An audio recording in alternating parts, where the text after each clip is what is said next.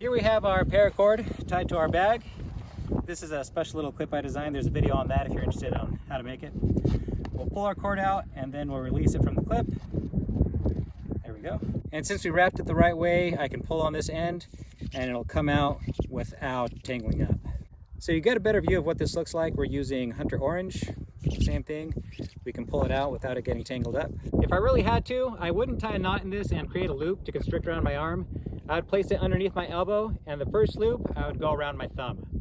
Place it underneath your elbow, I'm gonna go around my thumb, and then I'm going to start doing a loose wrap, right? And then that is just allowing me to tighten down on the cord so it doesn't spin around on itself. So I'm still tightening, going around and around. Eventually this loop is gonna fall free, that's fine. We'll just keep going through. And with every wrap, I'm doing just a little bit more tension so that I can stop the bleeding. There we go. Now I've got enough, I can feel it, blood constricting there. This is where I would try to tie this off, right? If I'm by myself, I might just go back this way and then I'll bring the loop back through, okay? And we're gonna do that same locking hitch that you've seen me do before. Here we go, and I'm pulling it tight, and now it's on there, okay? Here we are again. This time I'm gonna use my leg, and I'm gonna pull out enough so that I can just put a string down my leg, okay? Now I'm gonna start wrapping around. I'm gonna leave this up just a little bit so we have our loop. And with every wrap, it's gonna come undone without getting tangled up, okay? And that's why this type of hank is so important. You can go around without having to pull the entire length of the rope through. Now I'm gonna keep going. Every wrap I'm pulling just a little bit more tension so that it stops. Now we get to this point, I need to tie this off. So what I'm gonna do is take my line, pass it through once, pass it through twice, and then I'll tighten it up. There we go. And then we'll need a stick of some sort. Here's one. I'll push it through. And the idea is instead of one strand putting all the pressure, now we have about 10 of them. So I'll go all the way around. That's a little bit too much for demonstration. Let me loosen it up a little bit more. There we go.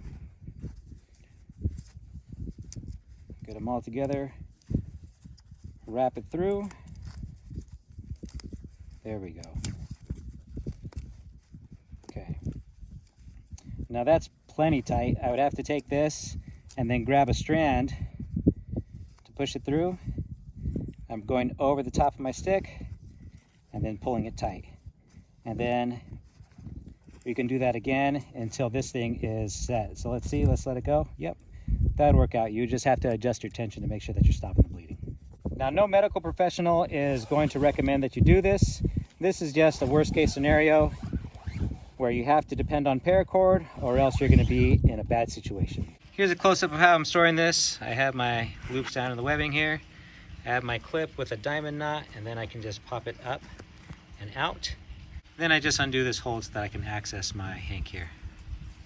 Now, once you wrap it this way, you can access your cord from the end and pull it out without it getting tangled up. And you do it by placing a long piece in your thumb. You'll go around your pinky, over the top of your thumb. Now that that's being held in place, you're just gonna keep going back and forth. Back and forth, back and forth. Doing these figure eights, making sure that they all lay nice and flat. This is 15 feet. Once you have about, 2 feet left, you're going to pull this off and you'll just start wrapping it high and go down.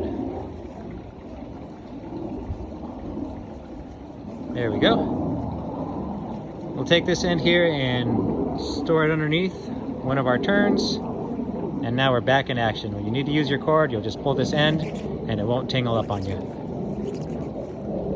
Here's what I would avoid doing, is creating a knot that constricts around my extremity. So here I'm gonna make a simple slip knot. And if I were to take this and place it around my wrist, for to say, it could clamp down and jam, and then I'd have difficulty, or the medical professionals help me would have difficulty getting it off. And they might even have to cut it, causing further injury. So let's assume that I'm missing my right hand, so we don't have access to it. I'll take this end here and I'll clamp down on my teeth, and I'm going to pull out my hand to deploy what I need. One more time. Okay.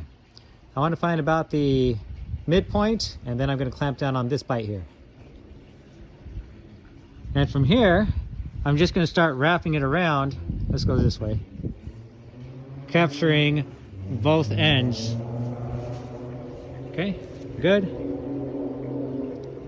Now I'll just start wrapping around my wrist. Every wrap is going to be just a little bit tighter, trying to stop the bleeding. Eventually I'll have enough wraps so that I create a cushion, and then I can go even tighter if I need to.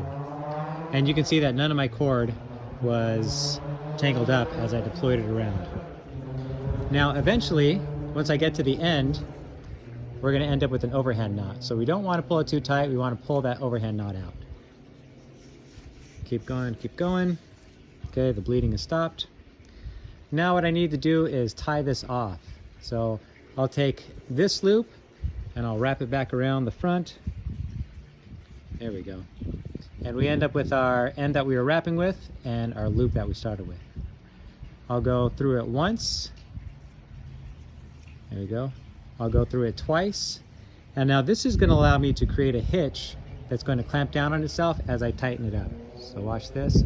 I'm pulling, I'm pulling, I'm pulling. You can see it clamping down on itself. And the more tension I put in, the better it'll hold. Here that is, as I pull, it tightens down. And now we're good, okay?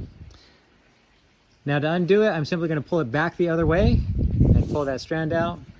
And the good thing about this is I could cut any one of these strands and start unwrapping it, and there's no constricting knot that I need to cut through.